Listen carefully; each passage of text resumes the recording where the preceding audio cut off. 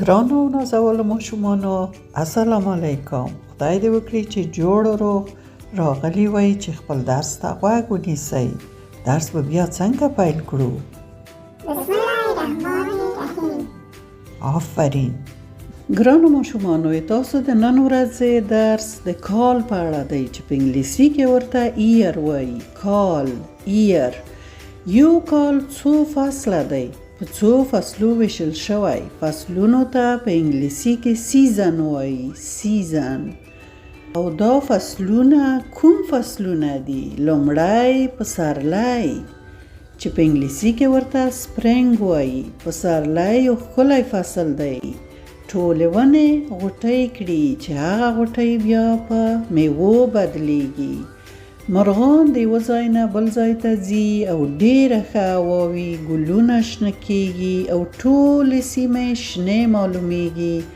ډېر یو ښکلی او ښایسته فصل دی. د کال دوهم فصل د دوبي فصل دی. څوک ورته اوړی هم وایي او په انګلیسي کې ورته سمر وایي. سمر.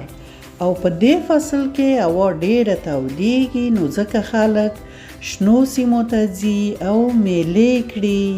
هلته هوا ښه وي. وګورئ دلته په ونو کې میوې هم پخې شوي. دغه کورنۍ راغلې میله یې کړې او اولادونه یې د ونې نه میوې شکوي. او دریم فصل د کال د مني فصل دی. مني ته په انګلیسي کې فال وایي. فال. دا ښکلی فصل چې ونې ورو ورو خپلې پاڼې تویوي او زیړ او سور رنګ اخلي او ځینې ونې لا هم شنې وي. یو ښایسته فصل دی چې پکې کدوان او انار هم پخیږي. او د کال څلورم فصل د ژمي فصل دی چې په انګلیسي کې ژمي ته وینټر وایي. وینټر. په دې فصل کې هوا ډېره سړیږي. واورې اوري او ماشومان تاوده کالي اغوندي بیرون ته راوځي او آدمک برفي جوړوي او یخمالک وهي. د نجلۍ ته وګورئ چې یخمالک وهي او د هغه کور نه دود پورته شوی. دا د دې لپاره چې خلک بخارۍ ږدي او لرګي پکې سوځوي چې تر څو چې کور تود شي، ساړه یې ونه شي. په آسمان کې وریځې معلومیږي. دغه ونې څومره ښایسته شوي، ډېرې ښایسته معلومیږي. نو خدای دې وکړي چې د فصلونو یا د سیزنز درس مو زده شوی وي. اوس دغه ښایسته چونګښې ته ځواب ورکړئ.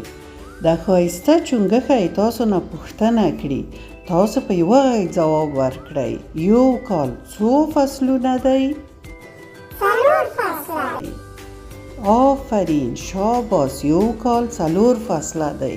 لومړی فصل کوم فصل دی؟ پسرلی. آفرین. او په انګلیسي کې ورته سپرینګ وایي. دوهم فصل کوم فصل دی؟ دوبی.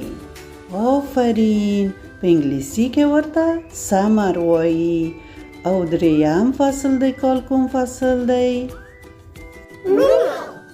او په انګلیسي کې ورته فال وایي. آفرین پوه شوئ. څلورم فصل کوم فصل دی؟ ژمی. آفرین. د واورو نه پوه شوئ. دلته واورې اورېدلې. ژمی.